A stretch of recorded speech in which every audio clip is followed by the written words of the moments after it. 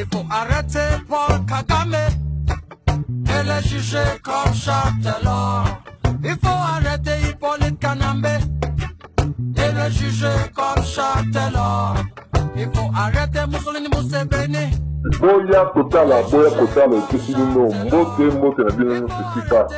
Bozali. Na présentation comme d'habitude, Molobeli na bino Dilo, Lelo, Toye Lufusu pour être actualité, Ezali Makasi est très riche. Toye na sujet, il y a Likambu, il y a Komituna, Tozali Komituna, Nini, Ezali Kolekana. Pour député provincial Mike Mukebai. Mike Mukebai bientôt va kangaye à Kozoaminioti payé à Kokende tout droit la prison il y a Makala. Donc Mike Mukebai azali un problème sérieux mais en gros et loko to yeli a hotel mais kako analyser muke problème oya azali nango to ba yuti wapi ezali nini. Mais pour te poursuivre ndenge ezala kaka kolanda na permettre na bino koka kolanda moi moke flash ya information oyo epesi biso information wana sur ba problème oyo député provincial très Makelele Mike Mukebai pour y na franc parler na ye ninga de kakana ba média azanga kate ko critiquer peut-être quand même plus loin après ça ka chiffre oyo parfois et que la kaye ba problème ya lolenge oyo to la nana no bon na simato songa te ba sikoyo ko poursuivre analyse na biso sur sujet wana. Qu'est-ce qu'il y a? Que se passe-t-il avec Mike Mukebai? Toujours en politique, les immunités du député provincial Mike Mukebai ont été levées par le bureau de l'Assemblée provinciale de Kinshasa le mardi 10 septembre dernier. Mike Mukebai est désormais à la disposition de la justice. Dans une interview accordée, le député provincial affirme être ciblé par 4 plaintes. J'ai appris par mes sources et cela a été confirmé par plusieurs médias, mais je n'ai jamais été notifié. Il dit également connaître le motif caché de ces plaintes et il pointe du doigt Vitel Kamere et Godempoy qui cherchent à l'anéantir. Voilà, c'est aussi que l'Andawana Flash et Info et pas Iwapi va informer la biso que immunité il y a honorable député provincial Mike Mukebai, ils allaient lever sur initiative il y a président assemblée provinciale Godempoy, il va lever immunité na ye peut débat koka kotikaye na disposition il y a justice justice koka ko entendre ye et l'andapé procédure nango normale sans entrave et donc ce procédure wana justice a estimé que Mike Mukebai a koka kozala mappé azala donc soumis na mandat d'arrêt provisoire bakokangai sans problème pe a okende kolia vungule na kati ya makala ndenge bakinois balobaka. Mais alors toyokaki biso surtout na mikolo eleki problème oyo Mike Mukebai azwaki na kati ya assemblée provinciale notamment altercation na ye na président assemblée provinciale Godempoy Chrétien Pasteur, un élu de Vandal. Mike Mukebai azali élu ya Lingwala juste pour rappel président ya assemblée provinciale ayaki même kosala que Mike Mukebai bakoka ko privé na ba émolument na ye azoka salaire na ye te pe lisusu ba privé ye ko exercer ba prérogative na ye ya ki député donc asala mosala na ye. Donc au-delà de tout ça to kanisaki que affaire wana esukaki kaka na décision wana bazwaki jusqu'à ce que tant oyo esengelaki na ye a purgé disons peine na ye to punition na ye tokanisaki ke esukaki wana mais visiblement makambo esuki wana te tala lelo oyo immunité na ye eza levé pe président pardon ya assemblée provinciale a confirmaki yango na radio Top Congo ye moko que immunité ezalaki levée pour que encore vous allez à disposition la justice. Mais quel est le point de vue à Yemoko le concerné, ni les Azali qu'au Kanissa par rapport à la situation Wana, est-ce qu'il est branlé, est-ce qu'Azali inquiet, est-ce qu'il est diminué vivacité oyo azalaka nango koloba na ye ke kokanga ye monoko nde eloko nazopropose lino bolanda sikoyo ye moko le concerné honorable député provincial Mike Mukebai ndenge nini a réagir par rapport na situation wana pe version nini oyo azali kopesa na biso tolanda ye ezalaki passage na ye émission Canal 13 ya mokolo lelo présenté par le brillant Jules Boulen Bibleko Zulu nde Mike Mukebai apesaki ba précision sur likambo ezali kokomela ye tolanda ye bona nsima tozozonga pour que tokoka poursuivre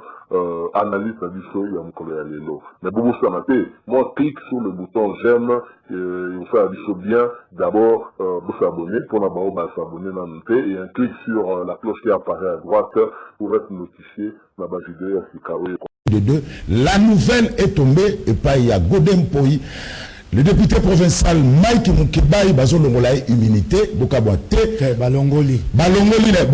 immunité goné par le bi azo convoqué session extraordinaire il y a assemblée provinciale il y a Kinshasa pour na likambo yango donc goné pour annoncer ngana yuki ngamoko na top Congo le na tonga lobi alongoli immunité à Mike Mukebai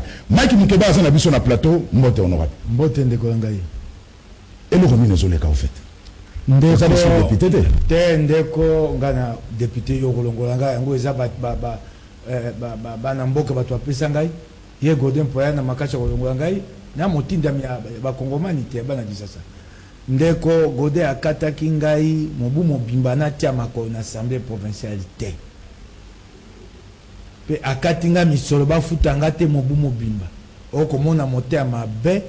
poso ya koboma moto ya konyoko ya moto na ebisaki ye na kotelema te suka na koya te kolelela ye na kamati likambo wana ke na koyi kofunda yango epa bazuze na coup d'appel poso oyo uti oleka likambo oyo ya makasi na ye koyebisa bana kisa bota nde baokonza kisasa nde baokonza Congo na état de droit botala ndenge Godem Poya kokonza ndeko mokolo ya mibale ya poso eleki esengalaki zuza kata likambo zuza lobi bozongisa Mukebai yango na tina lengeli bazuze ya malamu bali ya sembo zuze wana na otanga koma ete bayako nyokola epamba matondo na yo na osali zuza lobi azokata likambo tozeli banda tongo tokomi na ngonga ya 16h babotoli zuze dossier bapesi zuze mosusu zuze wana abite azwi poso mibale po baluka zuze ya sika babuki mobeko ne osate sima nani ali wana Godem Poi ye moto akoti na sima na nzela ya kanyake pa bazuze pote babuka mobeko ndengo wana sikande tokoswa na yo kobanda lobi na kei na likambo wana na pele na fundi ndenge babuki mobeko na coup d'appel na kei nango na conseil d'état Godem Poi sika yebite na conseil d'état ana sika kokota te ya kokondo ba vundu awete ndenge akosaka na soki na sekuna ayebite bakolongola etumbone ya mabe oyo ebuka moboko apesa ngai yango wana esengeli kokenda lombango kokangisa ngai na kota boloko mpo nazwa ngonga kosamba te baye koyoka na Vital Kamerhe mpe nayebi Vital oyo nyonso kosala nayebi te na ebandela ya poso Vital amonaki bakonzi na parquet amoni bango pote bakanga ngai bayokani na Gode baleve baimmunité na ngai lobi bakanga lombango po Gode ayoka soni te poso na tikali na bonsomi na ngai tokendo samba na likambo ya conseil d'état kopoya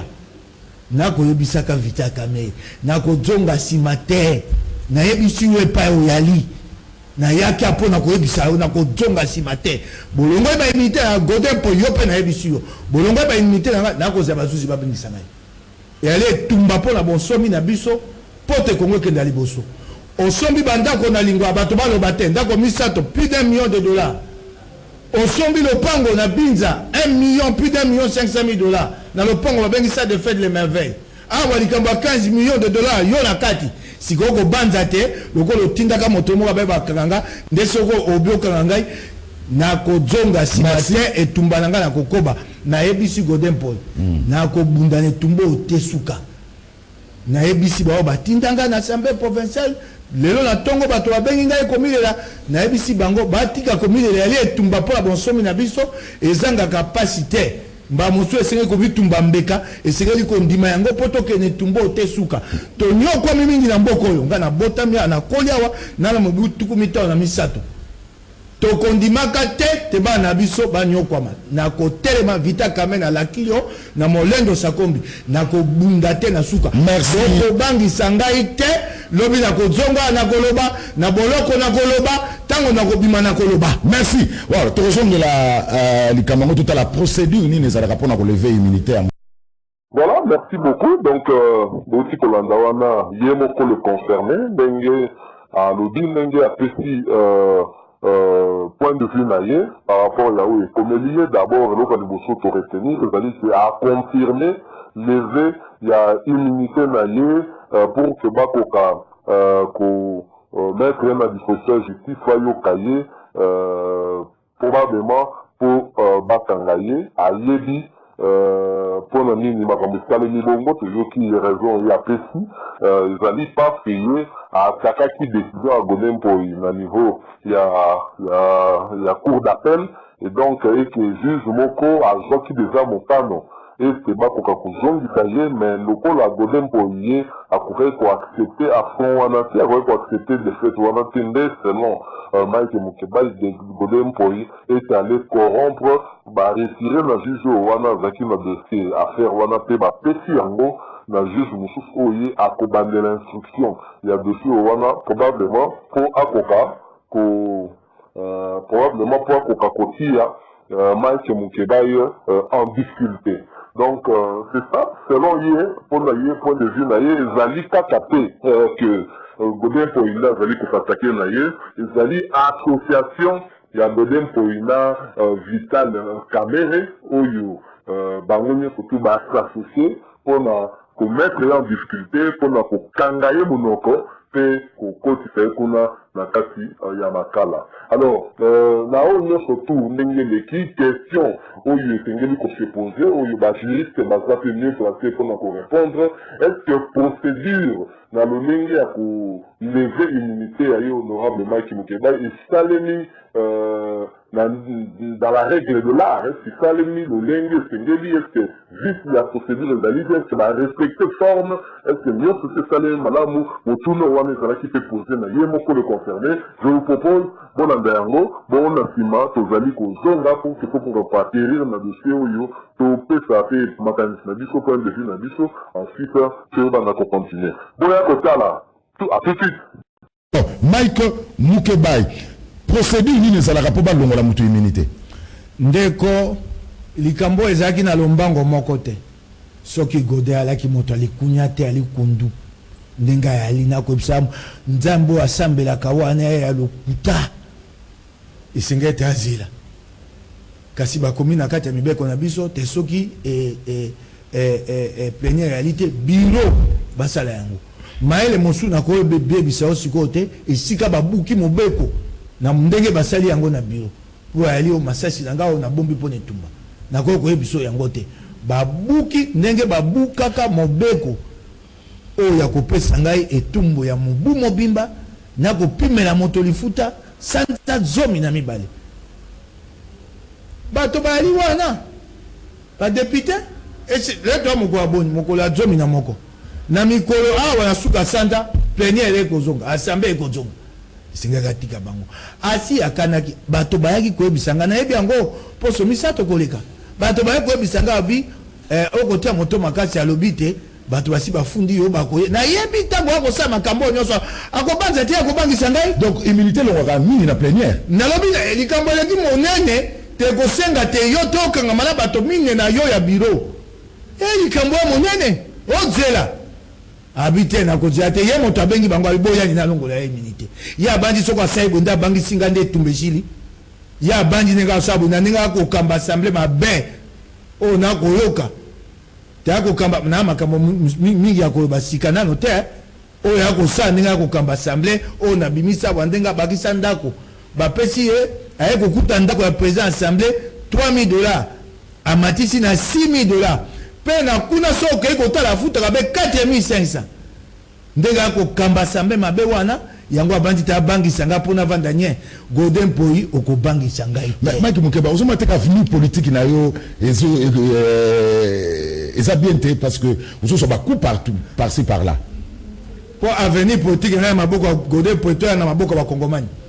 nga bato batinda ngai kuna Godin Poi to ba kongomani bato batinda ngai na ko bunda na pasi onga na mona na koli na pasi mama ko teka mapa na moto pona ke na classe lelo na komona bilenge ba konyokwama mba mosuko leka pasi onga na mona na bite lelo na mwa mongongo bato okanga mwandamo na kama to mongongo na tia na pasi ya bande kona ngai lobi to za ne sengo to batande to tongi Kongo yo bandi ne tumba ya bongo Godin nde sika bomo ina ngai na maboko na ya maboko na ete ya maboko ya nzambe pe ya bakongomani nzambo ya lukuta te ya samba ya motema likundu na ye aye bakayango te na kotelema na kobunda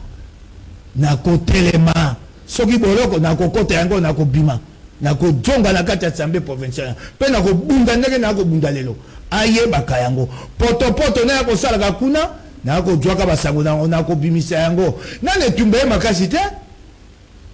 nane tumbe na zo ko bise nane tumbe makasi te na sina tuna yeso ko ebi tumba nane tumbe makasi te o ezali mobu ya liboso ya mibale ko le kamisato voilà, mesdames comme Kolongo, Tozalaki na régime, il y a président sortant Joseph Kabila pendant 18 ans, et bien là, pour ça, c'était la dictature. Le président Joseph Kabila a présenté, tout comme Félix Antoine Tshilombo Tshisekedi. Mais comme il dit sous problème, tout ce qu'il y a wapi. Bon, ndeko nanga bagisa kamoko te ndeko meda wa bina bagisa te bayi la muka bayi nangai tango na zwaki pasi wana obakatenga bobu batebe babayi nanga baya tokenda kuna batamonga bite na ko malika pa bazuze soko boye sima nangai ekoko loko akena ko tiaka bazuze molunge Martin Fayulu ne loko wana lobaka lobi na butu to solaki na emingi na komona lelo elle est tumba ya ngai te elle est tumba ya lamuka etumba ba kongomani lamuka ali na ngai tokoko betumba elongo ndenge na bundaka ndenge pe voilà tout si kolanda biso surtout Mike Mukeba ndenge alobi na motune tuna maki efana ye na o estali procédure na cadre ya lever immunité parlementaire ya député à répondre mais après si biso vraiment ba détail mais déjà na ndenge toyoki atalisi na biso ke azali ezali moko ya bibundeli oyo abongisi mpo na parti oyo deja bakokende nango ya kosamba wana donc voilà un peu alors na oyo nyonso tuso oyo biso totali tozali komona ke na dossier oyo ete basentiment nde ezali kojoue donc naza koreconnaître bahomme d'état te na makambo oyo ezala na part ya ye Godin Poi ezala na part ya ye Mike Mukeba donc basentiment ekomi ondire ekomi animosité moko personnel bozali ya kobeba na moko mpenza personnel oyo eza siko nde kobima na niveau ya politique c'est ça qui est malheureux population ezali na posa vraiment ya eloko oyo tozomona ke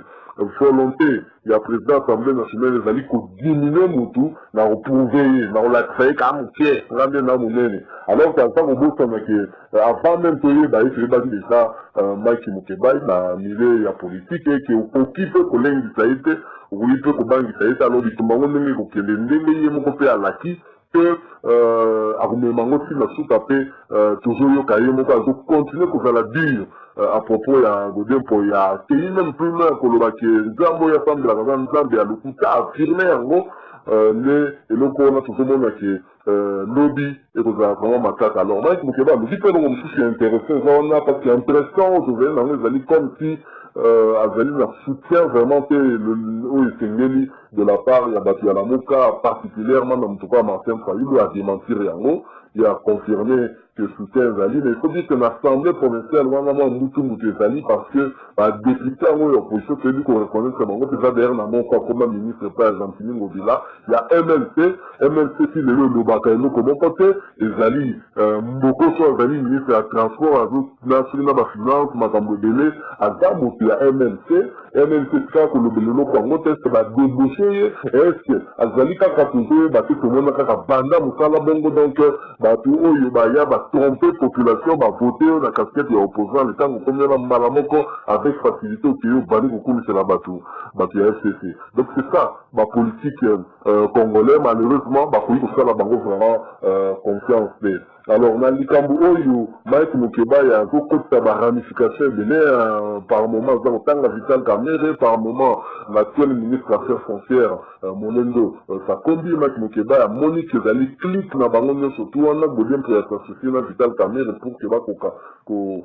faire taire Mike Mukeba, et probablement, pour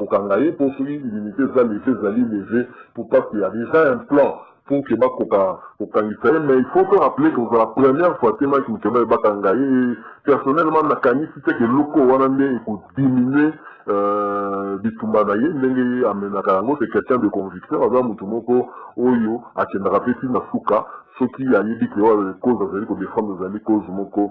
juste. Et Nao peut tout ça, c'est que les amis attitude, il y a Godin Poyo, il faut te rappeler que Azali pasteur, c'est quelqu'un qui est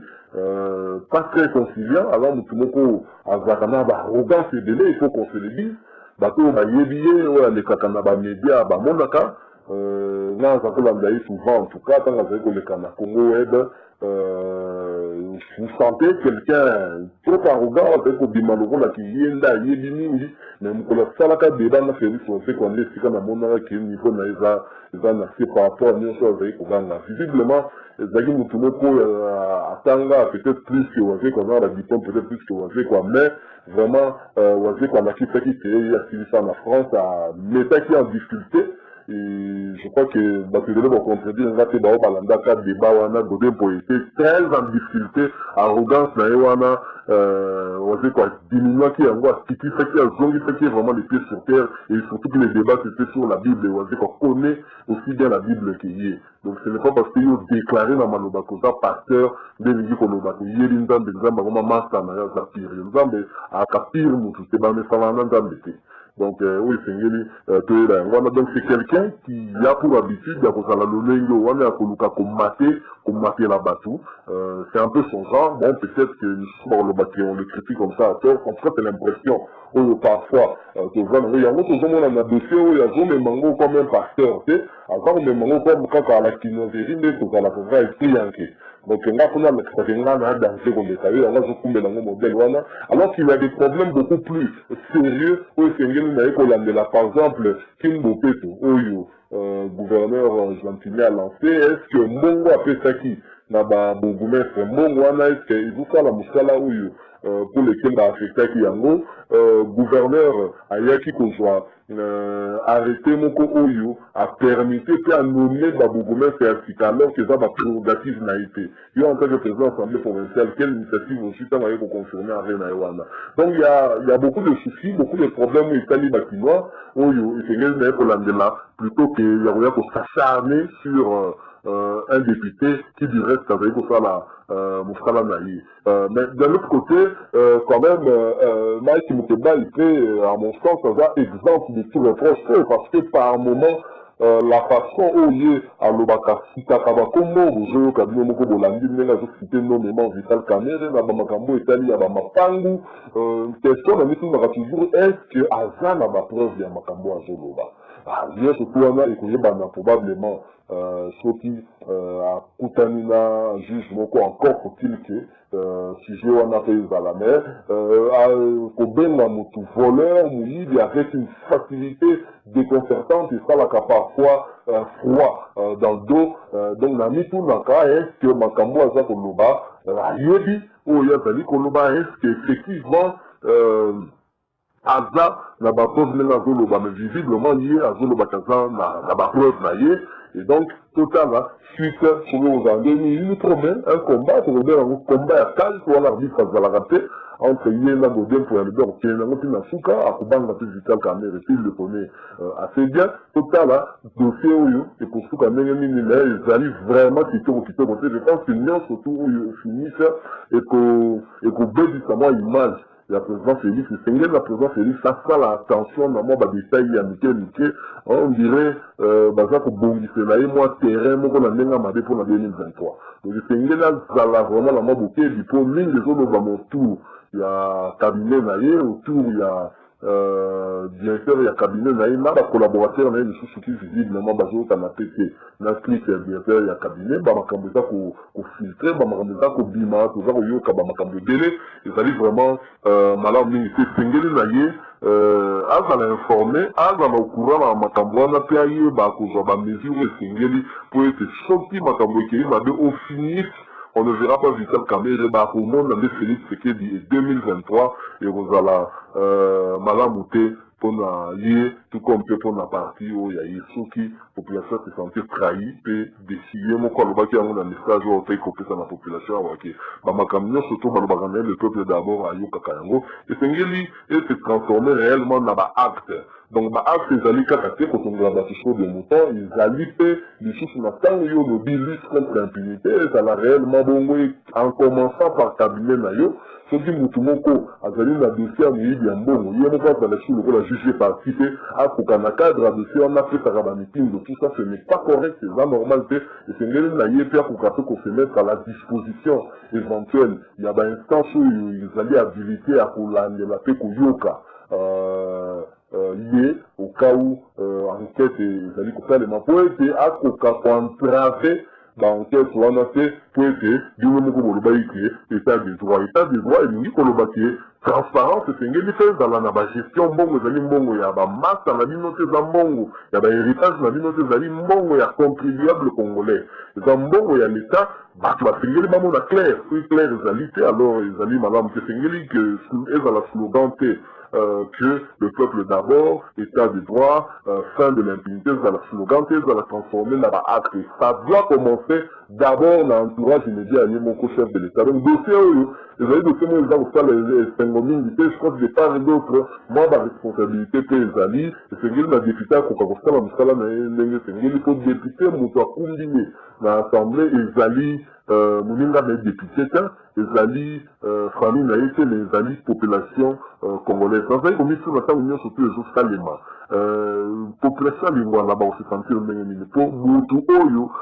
bango ba pesi mokumba kokako bimisa ba problème na bango kuna na l'Assemblée provinciale ye wana sikoyo boko mettre ye hors d'état de nuire donc pour l'anga godem poyi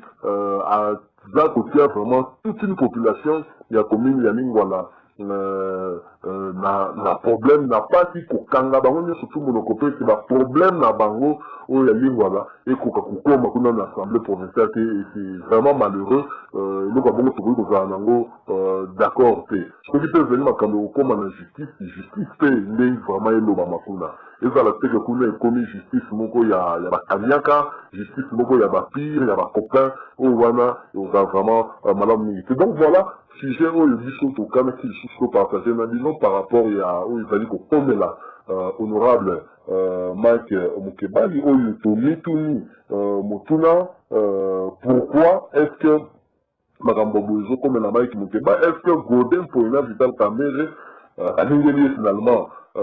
boule pour que bakoka kokanga ye monoko aloba lisusu tazala hors d'état de nuire yango nde toyeba kovivre na mikolo ezali koya puisque immunité na ye c'est confirmé eza déjà levé. Alors boya kotala bino qui était à la présentation à Petit Bino au revoir avec promesse de revenir très très bientôt. Cette actualité, Moko Zali Kaka, en tout cas, Tourouya tout de suite pour que Tokoka, qu'on faire part Nabino, tout partager Nabino P, où Zali, analyse Nabiso, Bobo Sanate, clique sur le bouton s'abonner pour s'abonner, fait les sous sur j'aime, ceux qui ont fait peli, aussi qui a des sous commentaires, et aussi la biso bien mingi. Dilo vous dit au revoir. Ouais, au tala.